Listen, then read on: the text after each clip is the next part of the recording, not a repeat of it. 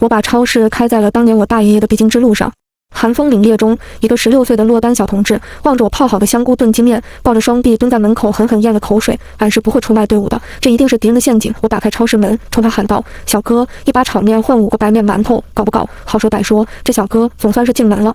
在暖烘烘的空调下，他身上那套在雪地里被冻得硬邦邦的棉衣，此时一遇到暖风，布料就开始变得潮湿了。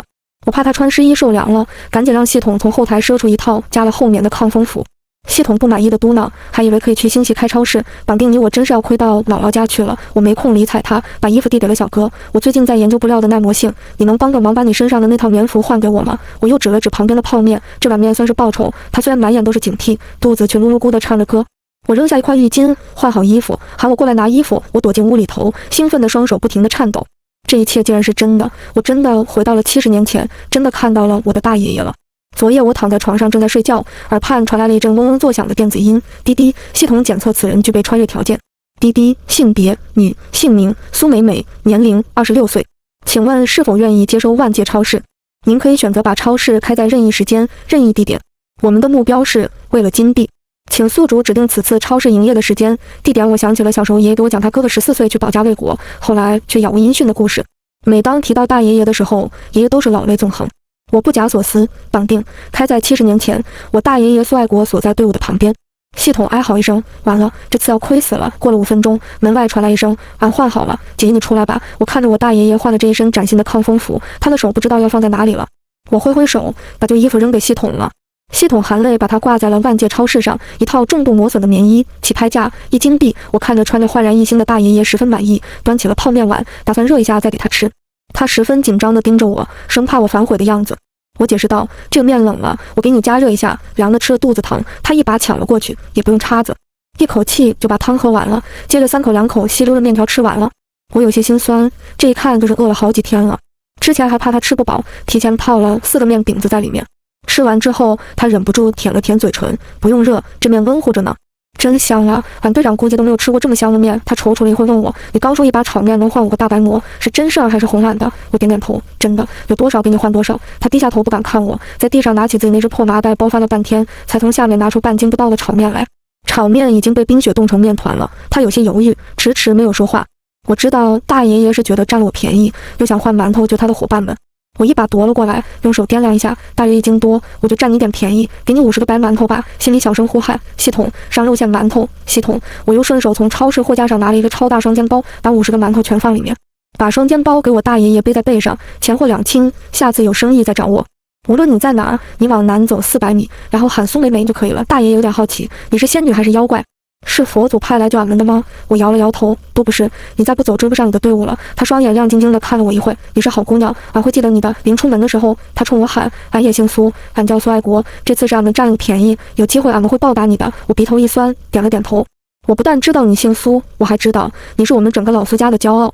大爷爷走后，我把炒面扔给了系统。系统，我们要批发一大批食物和药品了。系统冷笑：“批发不要钱吗？刚赊的棉服还欠了2个金币呢。”我挠挠头陪笑：“你们没有新手大礼包吗？一般的系统不都是有的吗？”系统一上午就赔了4包泡面、50个肉馅馒头和一套抗风服，你还管我要新手大礼包？等一下，我和系统突然同时听见了一个声音，一套重度磨损的棉衣已被拍下，成交金额1万金币。我咽了咽口水，颤抖着声音问道：“童子，你是不是出 bug 了？”再三确定没有出 bug 后，系统将信将疑地把炒面也挂了上去，一把被血水浸湿的炒面或许可以食用。起拍价1金币，下一秒，机械的电子音又响起了，一把被血水浸湿的炒面或许可以食用。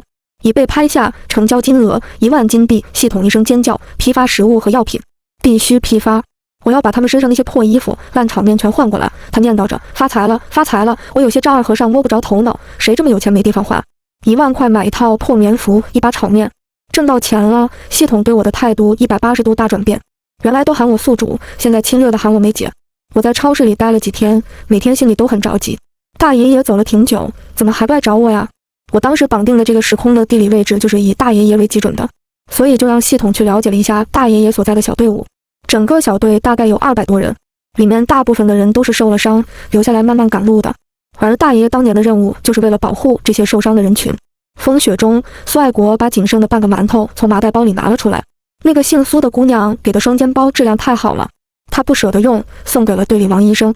王医生是个18岁的姑娘，身上带着队里为数不多的药品。苏爱国回归的时候，看到她的麻袋包都让树枝划破了，就提出跟她换了。那天他在冰天雪地里拿出那50个馒头的时候，他们队长荀生的眼睛都直了，把他拉到一边问他到底发生了什么。苏爱国一五一十地说了。荀生表情很严肃，这如果是那边的奸计怎么办？这馒头有没有毒还说不定呢。我们时刻都不能放松。苏爱国想到苏梅梅和善的模样，他一见苏梅梅就觉得心里亲切的紧，但是他又不能反驳队长，两人对着这袋白花花的馒头僵住了。过了一会儿，荀生看了看外面饿得掉了一口气儿的那些伙伴，叹了口气，用手随机挑了一个馒头咬了下去。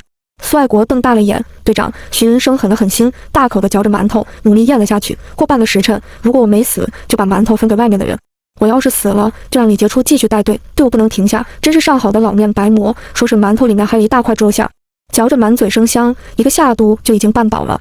这1个小时，苏爱国过得可谓度秒如年。终于，荀生深深地舒了一口气，拿10个馒头出来，挖点血水，给大家伙煮一锅馒头汤。剩下的馒头统一交给王医生收着，谁也不许偷吃。另外，我刚吃过了一个馒头，这2天就不用算我的伙食了。苏爱国赶紧说，我也在那个姑娘那吃了面条，我这2天也不吃了。荀生拍了拍他的肩膀，你跟我比什么？我是老当益壮，你个小伢子还长身体呢，不能不吃。50个馒头听起来很多，可这个小队里足足有200多张饥肠辘辘的嘴。这温暖的馒头汤让每个人都觉得自己有希望走到尽头。半个月后，苏爱国这天趁大家都睡着了，偷偷地往南走了400米，然后喊了一声苏美美。下一刻，超市就出现在他的眼前。我正百无聊赖呢，突然看见我大爷爷出现在门口。系统比我更激动，快开门！超市门口的霓虹灯牌一下就亮了，进入营业状态。我把他拉了进来。苏爱国，你来跟我做生意了吗？他有些不好意思。你们这儿还换棉服吗？系统尖叫，收收收！梅姐，快答应他，快答应他！我故作为难，收是收，不过这次有点要求。他有些失落，有什么要求你说，实在不行，光换女同志的棉服行吗？俺们倒是能扛，就是女同志更怕冷。我看他身上又穿回了单薄的破棉服，叹了口气。不用问也知道，我给大爷爷的那套抗风服肯定被他送给更需要的人了。我指挥系统先去泡面，这次童子毫无怨言，不但照例下了4个面饼，又放了2个卤蛋，半斤酱牛肉，端出了整整1海碗。我捧着面道，先吃完，我再给你提要求。我知道饥饿太久，一次性吃太多不好，可我这个大爷爷太倔了，给他50个馒头，200人都能撑半个月才来找我。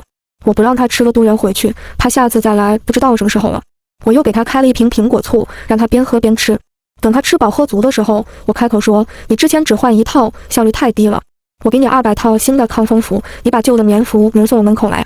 对了，你还有炒面吗？我这需求挺大的了，能成吗？他兴奋地点头，能成能成，俺明天就把衣服给你送来。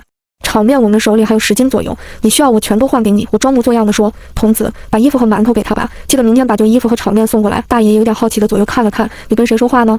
这儿还有别人吗？我捂着嘴一笑，没有回答。我看着大爷爷背的麻袋包皱了皱眉，从货架上又顺了一个双肩包，我往里塞了满满一整包的卤蛋，说是给他的报酬，又亲手帮他背上了。他望着我说，有朝一日俺一定会回报你的。我摆摆手，这些都是你应得的，在你眼里没有用的东西，在我这儿说不定能发挥大用处。下次有需要记得喊我哈。大爷爷前脚出了超市门，感觉风霜打在脸上都不觉得冷了。接着就看到了200套崭新的抗风服放在了地上，而且还有手套、鞋子、帽子，全是加绒的。旁边还放着500个热腾腾的肉馅馒头。他背着一包卤蛋，快速往回跑，喊人回来拉东西。这次大爷爷自己挨个馒头掐了点，确定没问题。荀生派了几个手脚利索的手下人，跟着大爷爷一起把东西搬回去。队伍里一下子比过年还热闹。荀生大手一挥，拿30个馒头出来，把肉馅抠出来和卤蛋一起煮了，煮成肉汤给那些体力不行的队员和妇女喝。至于成年的男同志，则吃剩下的馒头皮，谁也没说不好，都吃得津津有味的。记忆中的白面膜还停留在很多年前的年夜饭上，彼此脸上浮现了很久没看见的笑脸。大家吃饱喝足，荀生拿出那200套抗风服，让大家挨个领了换上。有个想得多的开始抠嗓子眼了，荀生不解地问他，狗二蛋，你干什么？吃饱了撑了吗？狗二蛋咬牙切齿，俺就是饿死也不要他们的衣服和吃食。队长，你是不是投敌了？荀生被逗笑了，大掌一拍狗二蛋的脑袋，谁敢叛变，老子第一个踹他。这些东西算是我们借的，早晚会还的。他才不像苏爱国那个傻小子一样这么天真，人家摆明了就是想帮他们渡过难关。现在也不是客气的时候，能让大家伙活下来，什么脸皮子都是虚的。大家伙换上了新的抗风服，身体舒适了很多。天太冷了，换鞋的时候有几个汉子的鞋都脱不下来了，死死地粘在了脚皮上。后来是王医生想办法用剪子硬给他们剪碎了鞋子，才脱了下来。就是这样，脚上还撕掉了不少皮。这几个没心没肺的汉子还在嘻嘻哈哈。王医生，要按说刚用力一撕就下来了，还浪费队里这么些柴火。王医生没好气地说：对，撕下来感染了，脚都不要了，还在这干什么？直接回家吧。说完一扭头就走了。苏爱国看他有点奇怪，偷偷跟了上去，看到平日里有巾帼不让须眉之称的王医生正抱着膝盖在哭。撞见这一幕，他有些尴尬，想了想还是走上前安慰着：咋了，王医生？他们几个是不会说话，你别生气了，我帮他们道歉。王梅摇了摇头，擤了擤鼻涕，我没跟他们生气，我只是气我自己。要是我能把药再省着点用，就能给他们上点药了。我刚才看猴子的腿都冻烂了，他还装不在乎。我是哭我自己没本事。苏爱国突然就想到神奇的超市。王同志，你把需要的药告诉我，我去试试。王梅不敢置信地看着苏爱国，你上哪儿去弄药？这附近前不着村后不着店的，跑远了就太危险了。苏爱国说：俺不会有危险的，你就别问了，快说吧。王梅看他执拗，就说道：那我说了，你可要量力而行。现在需要冻伤膏、止血膏，要是能弄到退烧药和消炎药就更好了。苏爱国一一记下了。好，我去试试。大爷爷带着200件就棉服和10斤炒面，如约出现在了店门口。苏梅梅，我来了。系统 show time。霓虹灯亮起，欢迎贵宾。以为我看了看堆成小山的棉服，童子心领神会，一套重度磨损的棉服，型号200，起拍价200金币。10斤普通炒面，口感粗糙，起拍价10金币。果然，下一刻就被人用最高价格拍下了。一套重度磨损的棉服，型号200，起拍价200金币已被拍下，成交金额200万金币。10斤普通炒面，口感粗糙，起拍价100金币已被拍下，成交金额10万金币，210万金币到账，系统都快了宕机了。我看大爷爷像有心事的样子，一直等他开口。过一会儿，他终于忍不住开口了：苏梅梅，你这里有没有药品？我一拍脑门，光想着给他们吃了，忘记了他们赶路途中药品也很重要，之前光准备了，还没找机会给他。还好大爷爷主动开口了。这边我还没点头，我一回头，童子把面都给大爷爷下好了。今时不同往日，一毛不拔的童子今天给大爷爷下的是精品云吞面，里面配上各种关东煮丸子、鸡腿、牛肉、猪蹄儿，跟不要钱的一样，在碗里堆尖了。我抽了抽嘴角，还没来得及说什么，大爷爷已经把面端到自己面前了。俺懂，俺吃完再说是吧？10分钟后，风卷残云。哥，现在可以说了吧？大爷爷扶着肚子坐在了椅子上，肉眼可见被童子的投食撑得难受。真实在啊，吃饱了还硬往下吃。我掏出2粒健胃消食片给他塞嘴里了，他一个机灵吐出来了。这是药吗？俺不吃，俺能不能带回去给俺队伍里的人吃？我揉了揉脑袋，大爷，不是，苏爱国，你先把这个吃下去，药品我这里有的是。大爷爷看着我，那这次的条件是什么？俺们需要的药品量很多，有什么需求你尽管提。俺们队长说了，你要什么都尽量给你，现在给不起就以后给。我问系统，你进了多少药？系统洋洋得意，青霉素1000盒，头孢1000盒，阿莫西林应有尽有，云南白药啥的按箱子批的。能让这一群人用到5年后。我想了想，把头孢换成大量土霉素，这里没法皮试，他们体质也和我们未来人不太一样，万一有人过敏就不好了。我冲大爷爷说，我能给你50盒青霉素，50盒土霉素，以及大量的跌打损伤和冻伤药。大爷爷眉头舒展开了，你说你想要什么？我有些为难，本身就是去做贡献的，加上他们从头到尾都让我换完了，真没想好要什么。系统出了个主意，梅姐换他们的包。破衣服能卖到1万金币，没道理麻布包卖不上价。我眼前一亮，这次我要你们的麻袋包，一个麻袋包我给你换一个双肩包，外加任意1盒药。还是老规矩，200起换。你回去跟你队长商量一下行不行？大爷爷有些着急，扶着撑着了的肚子就往外走。苏梅梅，你等俺1刻钟后就回来。看着他猴急的样子，我笑笑，不急，我随时都在这里。大爷爷摇摇头，一堆人等俺拿药救命呢。你不知道，俺有个朋友的腿冻得像个烂梨。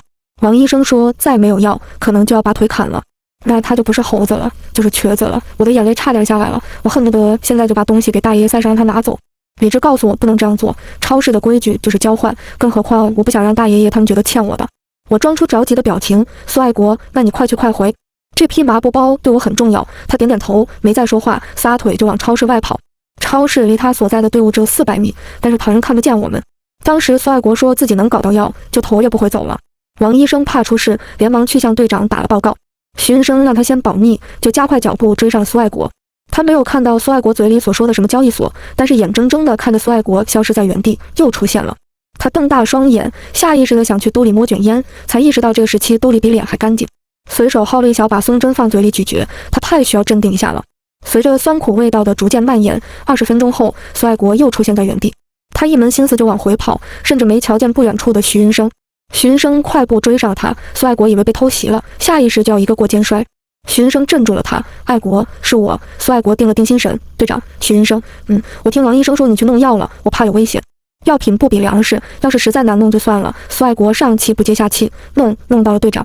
店主说要我们拿麻布包跟他换，一个麻布包就能换一个双肩包和一盒药。徐云生不愧是队长，没有像苏爱国那样被震得魂不守舍。巨大的利益当前，他出奇的冷静了下来。苏爱国有些着急，明明是天大好的事儿，怎么自家队长反而不吱声了？他以下犯上，晃着徐云生的手臂：“队长，快答应了吧！狗二蛋的手和猴子的脚，再不上药，王医生说可能就保不住了。你回去跟那个叫苏梅梅的姑娘说，换可以，这次我亲自跟她交易，她要见识见识这随手能拿出数百套抗风服、几百个馒头的人，现在又要用上好的双肩包跟他们换麻袋包，他到底是何方神圣？莫不然真的是菩萨现身就是了。我看大爷爷刚出去没2分钟就回来了，有些纳闷，这是落了什么东西？”大爷爷喘着粗气：“俺们队长说亲自来跟你交易，不然俺们就不用你的药。”我心中狂跳，大爷爷的队长，莫非就是爷爷口中那个徐云生？只可惜后来徐云生和大爷爷都消失在了历史的洪流里，直到结束，也无人知道他们的去向。关于他的只言片语，还是当年队伍中后来的人整理的。传说这位队长足智多谋，又对他们每个人极好。有一次队里的粮食快吃完了，徐云生总说他不饿，直到有人看见徐云生的帐篷里在生火，以为他给自己开小灶了。几个人怒气冲冲地进了帐篷，徐云生赶紧拿布把东西遮上，却架不住对方执意要看。他们掀开布，却发现他在烤泥土吃，而供给队员的却是稀粥。与这样大义的人物打交道，我心里砰砰直跳，脑子里语无伦次。童子怎么办？我要追星成功了。系统白了我一眼，没出息，那你就答应苏爱国呗。他队长来了，说不定我们能换的东西就更多了。系统现在看这支队伍，像看摇钱树一样，抓紧功夫啊，梅姐。再过10天，我们就结束这次经营了。我一定要冲这次的阅读吸金系统榜，走上童子巅峰，开最快速度的服务器，用最大的数据库。我大吃一惊，什么？不是永久经营吗？系统有些疑惑。梅姐，你没看开业详情说明书吗？第1255页第15条有写的。我不再迟疑，扭头跟大爷爷说，让你队长快来，像你一样喊我名字就可以了。不过每次只能进来一个人，你就在门口等着，帮你家队长搬东西。大爷爷重重点了点头，俺这就去。徐云生来得很快，跟大爷爷几乎是前后脚的功夫。我望着这个眼前这人，他30多岁的年纪，从风雪吹裂的皮肤中，依旧能看出热血男特有的那份正气凛然。他冲我微微点头，伸出手：“你好，我是苏爱国的队长，我叫徐云生。”我把我自己的使劲在衣服上擦了擦，才小心翼翼握住了这双粗糙干裂的大手。队长好，我叫苏梅梅。徐云生望着我，意味深长地说：“苏同志不像会做买卖的人，做的都是赔本买卖。系统维护我，在我脑海中叫嚣。我梅姐那是走一步看3步，是我大千世界独具慧眼绑定的契约者。你懂什么？”我笑了笑，只是想尽点心意而已。童子上货，系统得令，瞧好吧，梅姐200多个双肩包在地上铺满了。每一个双肩包里都有2斤牛肉干、馒头、维生素、消炎药、止血药、冻伤膏和一套多功能工具刀，还放了一些速食冻干粥给年纪大的同志们。队伍里还有几个孩子，我顺手从架子上拿了几罐羊奶粉给他们补充营养，又挑了几个特殊花纹的双肩包，挨个放了挺多条月经带、姜茶红糖和老式暖水袋，把血水烧化灌进去就能用了。这些是主要是给像王医生那样的女同志的。女同志长期受冻会给他们的人生带来很大的遗憾，至少在这个年代是。徐云生目光沉了沉，苏同志的这番好意，徐某这辈子恐怕难有机会能还上了。我若是拿了，你可能血本无归。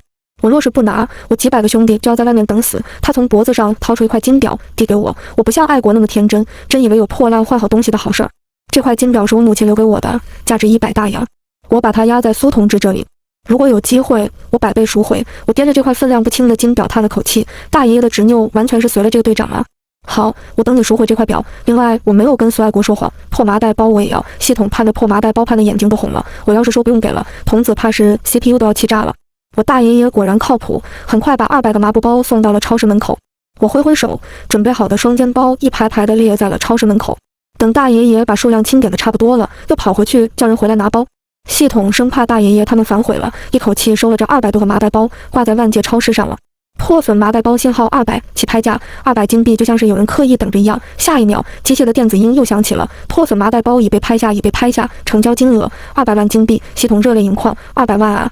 梅姐，你说的对，做善事果然是有好报的。古人诚不我欺，我没搭理他，隔着窗户往外看去。队伍里每个人都分到了属于自己的双肩包，有几个女人打开自己的特殊花纹的双肩包，看到里面的月经带和姜茶红糖，抱在一起痛哭流涕。我望着眼前这群人，这群伙伴们，他们在寒冷中可以做兵做武器，在温暖的人群中却又柔软的像水。解决了保暖、食品、药品的困难后，众人的前进赶路速度快了很多。我大爷爷来的次数也不多了，我安静地倒数着在这个世界所剩无几的日子。我怕赶路的路上会喝酒误事，我会放一些新鲜水果在他们附近，甘蔗、荔枝、苹果、西瓜，无论是不是这个季节的水果，我都一股脑地往外拿。在徐云生的默许下，我的投喂十分顺利。小一点的孩子每天都能吃上面包，喝上羊奶粉。老人脸上慢慢也有些红晕了，不再像往日一样风一吹就要摔倒的样子。我在这个时空的最后一天终于还是来了。这天夜里8点多，我在超市里正在跟系统谈货，超市外响起了噼里啪啦的声音，我还没反应过来。超市的广播里发出机械的警告声，检测到周围存在危险波动，请宿主做好准备，不要踏出超市。与此同时，整个超市陷入了黑暗。我有些心急，童子，发生什么？我大爷爷他们怎么样了？系统有些支支吾吾。梅姐，你做好心理准备，咱大爷爷情况有点不大好。我眼前一黑，差点晕厥。你说清楚，什么叫情况不太好？到底怎么不好？面前出现一个投影，系统狠狠心道：我已经是违反超市规定，封闭期给你看外面的世界了，你还是自己看吧。投影显示的室外是一片枯木林，天色黝黑。徐云生抱着我的大爷躺在雪地里，周围的人们脸上身上都添了不少新伤，只是我大爷爷伤得最重。大爷爷的胸前有鲜红的液体不停地涌动而出，可见被伤得很深，整个人已经奄奄一息了。他贴在徐云生耳边，我听不清他在说什么。徐云生这个平日里顶天立地的汉子，哭得泣不成声。瓜娃子，谁让你救老子的？毛都没长齐，你出什么风头？等你好了，看老子不罚你！他向空中高喊：苏梅梅，你救救爱国吧！他还这么小，才16岁啊！苏梅梅，你能听见吗？看着危在旦夕的大爷爷，想着后世每次提起大爷爷都会痛哭流涕的爷爷，我命令系统，童子，把门打开。系统声音有些悲悯：抱歉，梅姐，还有4个小时我们就要回去了。上面说了不能节外生枝，我有些发狂。我大爷爷就在外面躺着，你让我见死不救是吗？系统也很无奈。梅姐，我如果放你出去，我会被格式化的。我有气无力地瘫坐在地上，难道我回来这一趟，除了给大爷爷他们一些吃的穿的和药品，就没别的作用了吗？恨到极致，我抬手给了自己一巴掌。系统都傻了，梅姐，你不要想不开。换句话说，这些人都是70多年前的人了，你也确实改变了一些人的命运。大爷爷的体温逐渐下降，李杰初狠狠抹了一把眼泪。队长，爱国去了。后面的马上就要追上来了，我们要接着往前走吗？徐云生用尽了力气，从地上站了起来，用雪把大爷爷掩埋了起来，低吼了一声：接着走！全体都有，背上行囊，赶路。我跟系统还在对峙着，他死活不肯给我把超市门打开，时间1分1秒的过去，一直僵持到最后1秒，我突然听到系统大喊一声：梅姐！就是现在！快！下一刻，天光大亮，我回到了2023年我宿舍的床上，系统给我留下了300万的分成，就回归主脑了。想起大爷爷这些遭遇，我正抱着枕头痛哭，门被敲响了。我一打开门，外面站了2个年轻人，2人看起来孔武有力的样子。他们很有礼貌：苏小姐，能否跟我们走一趟？我警惕地靠着门。你们是谁？我根本不认识你们。为首的小哥面貌白净，咧嘴一笑，露出8颗牙。70多年前的超市，让我们来请您的人就是为了这件事。他说只要说了这句话，您一定会去的。我坐上了一辆红汽车，汽车7扭8拐地开到了半山腰上，远远看见一个2层小楼被大花园包围着。为首的青年礼貌地替我拉开车。苏小姐，您自己进去吧，我们在外面等着。我惴惴不安又满怀好奇地走了进去。我以为我可能会见到白发苍苍的故人，没想到是一个30多岁的中年人。他看着我道：苏小姐，我关注你很多年了，咱俩终于有机会见面了。你或许可能不认识我，我自我介绍一下，我叫徐承泽，徐云生是我的爷爷。算起来你应该刚从那边的时空回来吧？他脸上带着无比的崇敬与怀念，看得我心神意志。我不解，这到底是怎么回事？你怎么知道我去了别的时空？在别人看来天方夜谭的事情，徐承泽却深信不疑。他也不卖关子，当年你大爷爷消失之前，我也以为他要不行了。你大爷爷说他有很多遗憾，他没法再回去看弟弟了。他希望我爷爷给你爷爷写一封信，如果你爷爷生的是女孩，就给他起名梅梅。结果你爷爷一口气生了2个儿子，直到你这辈儿才有了苏梅梅这个人。我微微睁大眼睛，是因为我吗？没想到大爷爷当年在心底这么惦记我。哦，对，王医生叫王梅来着。我又接着追问，那您说的关注我很多年了是什么意思？徐承泽微微一笑，我很小的时候看过我爷爷写的这篇日记，我问他是不是在雪地里饿晕了胡乱写的，爷爷却说让我关注苏爱国家里会不会出现苏梅梅这个人。可惜爷爷没等到你，你出生前几天，爷爷就急复发去世了。我鼻头一涩，那个伟岸的汉子彻底留在历史的长河里了。我想到最重要的一件事情，那我们在超市上挂拍的那些衣服、鞋子、包都是被谁拍下的？徐承泽递给我一份文件，上面密密麻麻有200多人的名字，这些都是当年队伍里的那些人的后代。爷爷当年跟我说了之后，我和父亲就留了个心眼派人去找，还真让我们找到了这个世界上另一个千冤万界超市的人。那几百万，我出了80%，剩下的20%是由当时前辈们的孩子均摊的。我脑海中突然回想起大爷爷的那句话：俺们队长说了，你要什么都尽量给你。现在给不起，就以后给，未来以来。我摇摇头，这些钱我不要。怎么说，我也是大爷爷的后辈。这300万金币给别人或许用处更大。徐承泽冲我一笑，这是你的事情了，我只负责答疑解惑而已。另外有块金表在你手里，爷爷生前一直念叨。徐某想买下来，跟爷爷葬在一起。我连忙从怀里掏出那块金表递给他，不用买，物归原主。他摇摇头。我徐家人说到做到，说百倍偿还就是百倍。14，我拿了一张银行卡走出了徐家，突然想起来大爷爷还在凑合睡着呢。当时最后一秒，系统突然喊了一句：没解。就是现在。快！超市已经启动了回来的程序，系统却趁乱强行打开了超市门，把濒死的大爷爷收了进来。又花了100万金币，从星际超市兑了一瓶基因修复液给大爷爷喝下了。大爷爷一直在沉睡中。徐家人上门的时候，大爷爷还在隔壁酣然入睡呢。我赶紧往回赶，用指纹打开了房间门。大爷爷已经醒了，他保持着警惕的姿势，直到看到是我才放松了下来，问道：孙梅梅，俺不是死了吗？这里是天堂吗？俺就知道你肯定是仙女，天上不让说是吧？你能不能保佑俺们队长好好的？算求你了。我清了清嗓子，苏爱国同志，郑重介绍一下，我是你弟弟苏爱民的亲孙女，按辈分你是我大爷爷。此时此刻，北京时间2023年6月13日，大爷爷，欢迎您回家。苏爱国像被雷劈了一样，身体僵直，然后疯狂跑到窗边，一把拉开了窗帘，窗外车水马龙，人间太平。15，我把大爷爷带回了老家，爷爷把他认成了大爷爷的孙子。大爷爷看着白发苍苍的爷爷，笑着喊他的小名：胡子哥哥回来了。就是晚了点，没想到你都这么大岁数了，比俺还大嘞。我把事情经过如实跟爷爷和大爷爷讲了一下。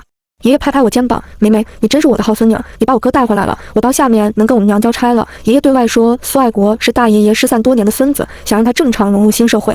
我把那300万金币全都投给了希望小学和残疾人救助中心，希望这份心意能延续下去。徐成则知道大爷爷的事情后，帮着给大爷爷申请了一个新身份。我望着吃着红烧肉、喝着可乐的大爷爷问道：大爷爷，听说您要去学校上学了呀？大爷爷穿着一身崭新运动服，剃了一个小平头，正在学着用手机。他举起手机，冲我嘿嘿傻乐：俺要去学校读书，你看王医生他孙子孙女都是啥研究生，俺不能让他孙子孙女瞧不起俺。过了一会儿，他喃喃地说了一句：现在大家都能上得起学，吃得上红烧肉，可真是太好了。可惜有些人没看见这样的好日子。他又给自己加油打气，一拍我肩膀：不过不要紧，就算现在还有什么不足，未来有你们撑着呢。我望着窗外的繁华盛世，默默点了点头。未来还会有一群像你们一样的人，带着我们砥砺前进。